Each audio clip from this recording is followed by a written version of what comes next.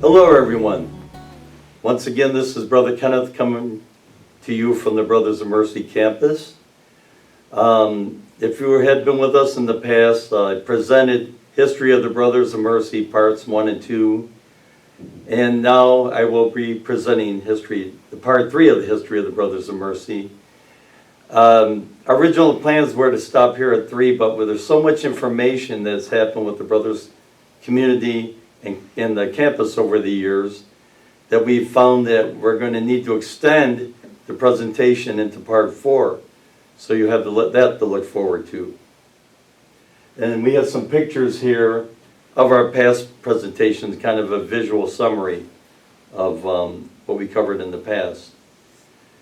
So as you remember, if you have been with us, the end of our last Brothers of Mercy history presentation left off in 1986 with the profession of Brother Edmund's vows.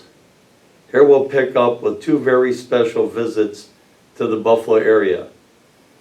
Brother Servatius Hoff, a German brother who was the first American provincial. He lived in Clarence and in other locations in America for many years. And the second was Pope John Paul II, who visited Buffalo. Now St. John Paul II visited Buffalo, so we will be covering those in this presentation. From spring and summer of 1986, Brother Servatius Hoff, at the time was age 81, embarks on translating almost 4 decades worth of Brothers of Mercy American archives, and he accomplished this with my predecessor, Brother Jude.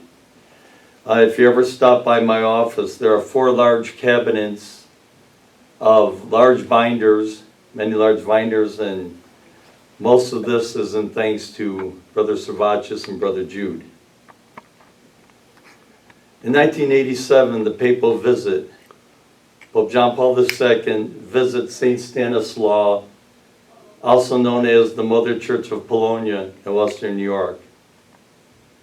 Former Brothers of Mercy resident and accomplished opera singer Genya Lass sang at this Mass in front of the Pope. Genya was a resident until a couple years ago when she passed away, but at that time she was a well-known opera singer and was asked to sing for the Pope. 1986, the skilled nursing facility added the Northwest Wing. Groundbreaking ceremony was held to commemorate the 4-story addition to the northwest side of the skilled nursing facility. This picture at the left, it's Bishop Benacasa, the late Bishop Benacasa, who at that time was the auxiliary bishop of the Diocese of Buffalo.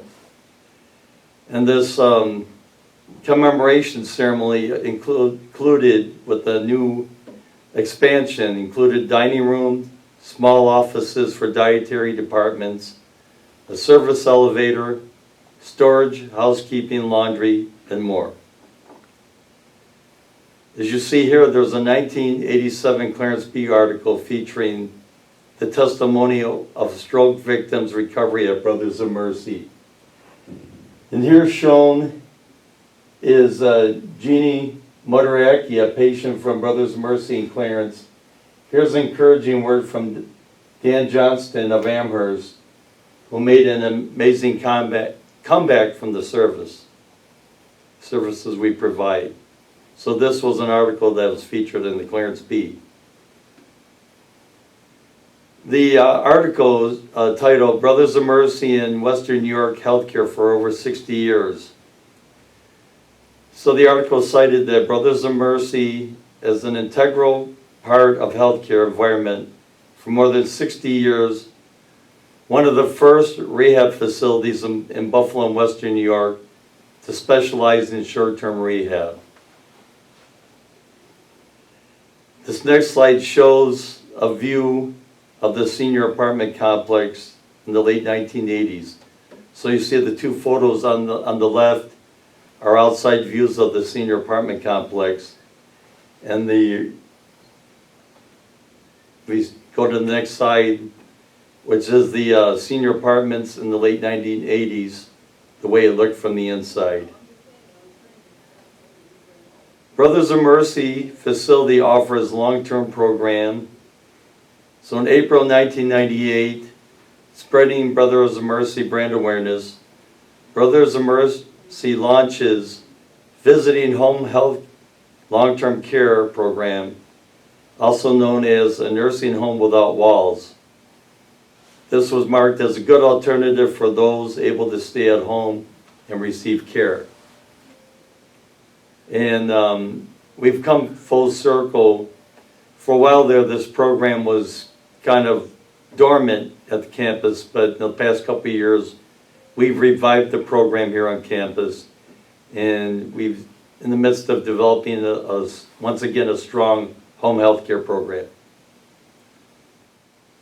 April 1988, Brothers of Mercy celebrates 50 years of service at their St. John of God residence on Jewett Parkway.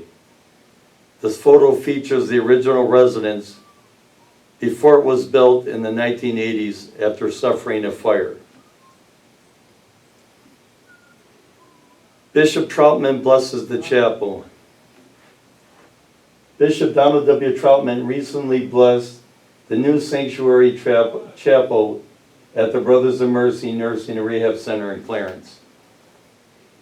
In the spring of 1988, in order to provide for the religious and spiritual needs of 240 residents and their families, Brothers of Mercy Skilled Nursing Facility added a chapel to its second floor. And as I stated before, Bishop Donald Troutman blesses it during the Easter season. Here we have a picture, if you see this nice dapper gentleman on the right, that's Brother Nalesko, who is the oldest brother living here in Clarence. He's soon to be 93. And at that time, he was part of the administration at the Nursing and Rehab Center. He is also featured with Dr. Ferdinand Palolini, who at the time was the medical director of the Brothers of Mercy, employee Elaine Scaros, Teresa Lash, who was a nurse, and obviously also Brother Nalesko. Brother Nalesko at the time, for many years, worked as the telecommunications administrator of the Brothers of Mercy Nursing and Rehab Center. And Bishop Troutman was also available again to dedicate the Brothers of Mercy Pharmacy. In 1990, the Brothers of Mercy Skilled Nursing Center Pharmacy is renovated and dedicated by Bishop Troutman. It states here on the slide, Bishop Troutman recently joined with the staff and residents of the Brothers of Mercy Nursing and Rehab Center in Clarence in dedicating and blessing the center's newly renovated, expanded pharmacy. Renovations and remodeling efforts at the facility have brought a new look and more working space to each of the departments affected. Bishop Troutman was joined by Daniel J. Kenny, who was the administrator of the facility at the time, and the late Brother Joseph Anthony Borg, who was the chaplain's assistant at the facility. I really love this picture. Brothers of Mercy nurse Peggy Skimmer, then and now. For many years, Peggy has been used as one of our in-house models for Brothers of Mercy PR. So you'll see on the left, Peggy and her old-time nursing whites in 1991 with one of our former residents. And now we jump to 2019, where Peggy is also featured with one of the modern nursing residents. 1991, local Girl Scout troops collaborates with the Skilled Nursing Facility, featuring the Children Around the World program at the Brothers of Mercy.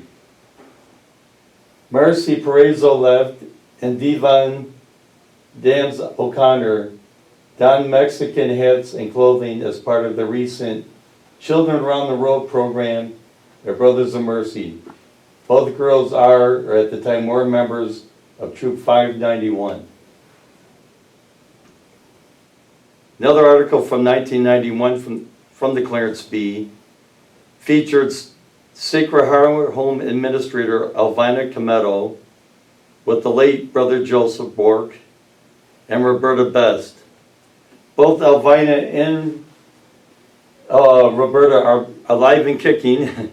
They're both doing very well. Elvina still comes around the campus. She's an active member of the Brothers of Mercy Guild. Roberta, at the time, was the secretary, or Elvina's secretary at the Sacred Heart Home. Later on, after a brief retirement, she came back to serve as a part-time secretary for our late superior, Brother Jude. And she worked for me after I took over for a couple of months before she finally decided to hang up her pens and pencils for the last time. Now she's enjoying retirement. October 1991.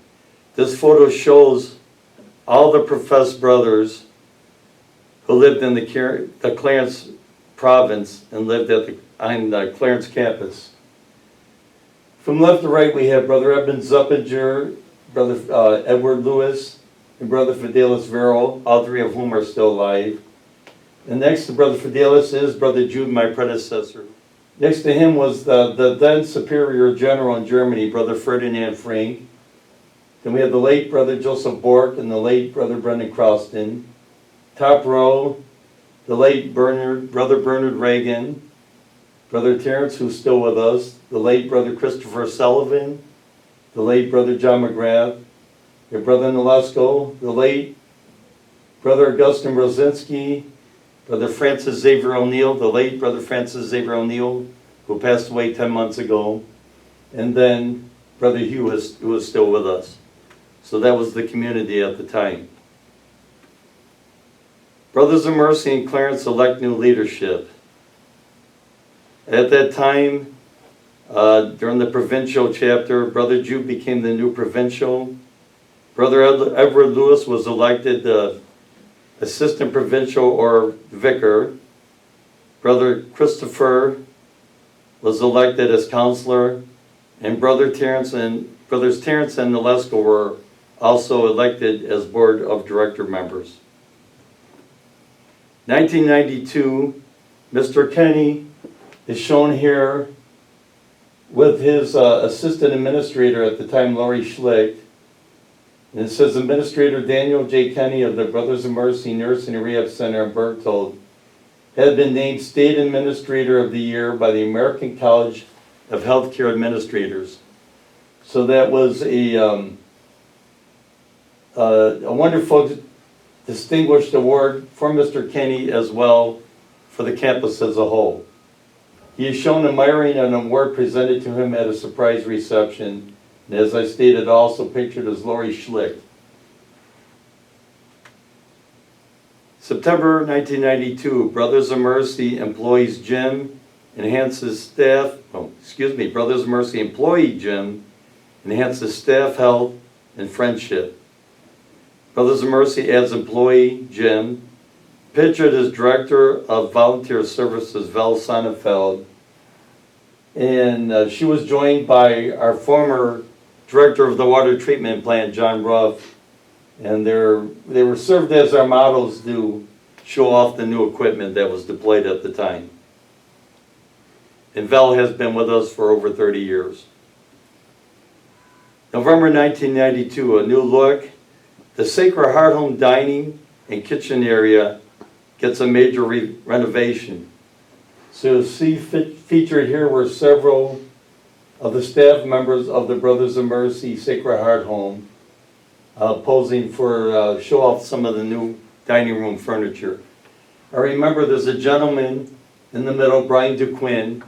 He was the food service supervisor at the time, and he was my food service supervisor when I first joined the Brothers. And also pictured is the former administrator Elvina Cometto. November 1992, Brother Terrence Mansfield was appointed new formation director. Letter to Brother Terrence from Brother Jude dated November 30th, 1992. I would like to inform you that the Provincial Council has appointed Brother Terrence as formation director to replace Brother John. And it just goes on to tell that Brother John asked to be relieved from that position. Brother Terrence was happy to accept the position and will be going to University of St. Louis Formation Institute next fall to prepare himself. So Brother Terrence spent a year learning how to be a formation director. Winter of 1993, the Sacred Heart Homes Women's Guild honors Brothers of Mercy Employees of the Month. Pictured in, shown in this photo for 3 different months of September, October, and November respectively are Maureen Healy, Cindy Hunter, and Joanne Martell. I know at the time, I believe Maureen was a nurse's aide, CNA. Cindy worked in the activities department. And I vaguely remember Joanne, she was a dietary technician for several years. April 1993, newly elected members of the Residence Council at the Skilled Nursing Facility. This picture shows from left to right, Rose Terone, who was the treasurer, Mary Roche was the secretary, Angie Simrell, the vice president, and Gertrude Barrett, president. And I did have a chance to meet Rose Terone. She was still at the facility when I joined the Brothers. Students give back to Brothers of Mercy. Clarence students help solve garden dilemma. Flower box is built by residents, or for residents, by students in Clarence. And also showed in this picture is Adopt a Grandparent program for Valentine's Day. So the students met 2 needs on the campus, a way for residents to do some gardening, indoor gardening, as well as some companionship for the elderly residents on campus. July 1994, Congressman Jack Quinn visits Brothers of Mercy to learn more about healthcare reform and long-term care financing. So included in this slide is a letter from Mr. Kenny, or actually it's from Mr. Quinn to Mr. Kenny, and it states, "Thank you for giving me the opportunity to visit with you and your staff at the Brothers of Mercy. I appreciate sharing your concerns on long-term care financing and delivering healthcare reform. It was a pleasure to meet with you and your staff. I believe that a personal visit can provide a better understanding of actual needs and specific concerns." And there's more to it, but that was the gist of the letter. 1994, Brothers of Mercy continues to pioneer rehab. Rehabilitation challenges met and conquered. The article was written by Pam Clark, our former public relations coordinator. Featured was Claudine Lachowski, who was a physical therapist at the facility, and she was working with a former rehab patient, Harriet Seward. States over the years, Seward has had both hips and 1 knee replaced, and has returned to the Brothers of Mercy for rehabilitation after each surgery. 1996, Brothers of Mercy adopt a mascot, or at least the nursing rehab center. And this mascot was Josie the Black Lab. If I remember the story correctly, Josie was either being abused or abandoned, and one of her former staff members rescued Josie and brought it to the nursing rehab center where they adopted her as the house pet. And I was recently explaining to one of my coworkers that I remember Josie wandering around the nursing rehab center. They had her so well trained and she was so smart that she would walk around, she would go over to the elevators. When the elevator door opened, she got on, rode the elevator until the door opened again, and she would get off on whatever floor, or exit the elevator, whatever floor the elevator stopped at. She wandered around, and so she often kept residents company, and the residents, visitors, staff, everybody loved Josie so much that they would feed her constantly. And it got to a point where she was gaining so much weight, the administrator and the activity staff had to publish memos asking that people cease from feeding her because she was just gaining too much weight. And I know a few of the staff members would take her outside to do her duty, so to speak.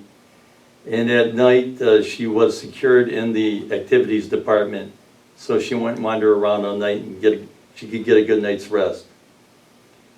And here I am, featured on the right with our former chaplain, Father John Sardina, and a former Sacred Heart Home resident. And it says Father John Sardina Center, Brothers of Mercy Campus Chaplain, and Brother Kenneth stand with a resident of the Brothers of Mercy Sacred Heart Home in front of the newly dedicated 12-passenger van. A new 12 by 18-foot gazebo sits in the background. The van is since long gone, but the gazebo still stands. But that was made possible by many wonderful donations by our supporters. Then here I am again. In my much leaner years, March 1999 commemorates Brother Kenneth Thomas's first profession of vows. So if you see, I was wearing the rosary at the time, and the rosary was given to me when I became a novice, and I'm holding my first profession candle. And also the larger picture was the group of all the brothers who were in the community at the time. And I remember the priest picture there in the middle, Father Guy Gao, who was a Benedictine priest from a monastery in South Dakota. Campus expansion. St. Andrews and the Vitus Hall Auditorium, which served as residential quarters for the brothers, were cleared in the late 1990s, specifically 1999, as Brothers of Mercy embarked on building the community's new residence, which was dedicated in 2000. A little bit more on this part here, and that's a statue of St. Andrews. The brothers' former residence was called St. Andrew's Hall. So they had St. Andrew's patron saint statue. And the larger building on the right was the auditorium, which at one time was used for bingo, and that housed the gymnasium and other activities.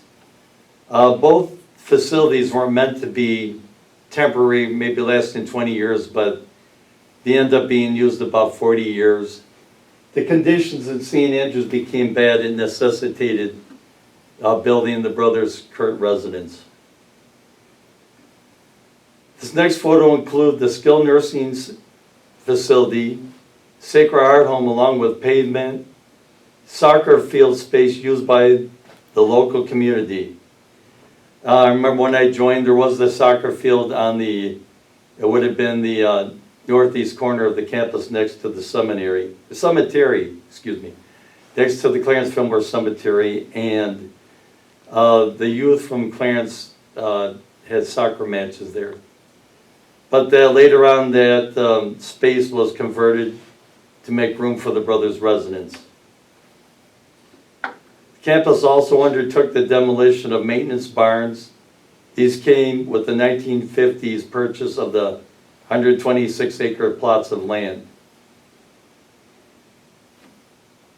Construction begins on the Brothers of Mercy residence. So you can see two phases there with the destruction of the old gym, Vitus Hall, and St. Andrews, as well as the construction of the new residence. And you can see across from the white building, which is the headquarters building. I'll show another picture, or actually, this picture here, the interesting story. During the construction and one of our famous Western New York windstorms, that facade fell down, was blown down in the wind. So the construction company had to put these braces up so that part of the residence would remain standing and they could build around it. That happens to be the area where the large stained glass windows from the Brothers Chapel, that's what this is, the facade that holds the stained glass windows. June 1999, Brothers of Mercy celebrates 75th anniversary serving Western New York. And featured here is the program for the Brothers of Mercy 75th anniversary celebration. On the bottom of the sign, Brother Jude Holst Forrester, Provincial and North American Province. So concluding, this concludes part 3 of the Brothers of Mercy history presentation.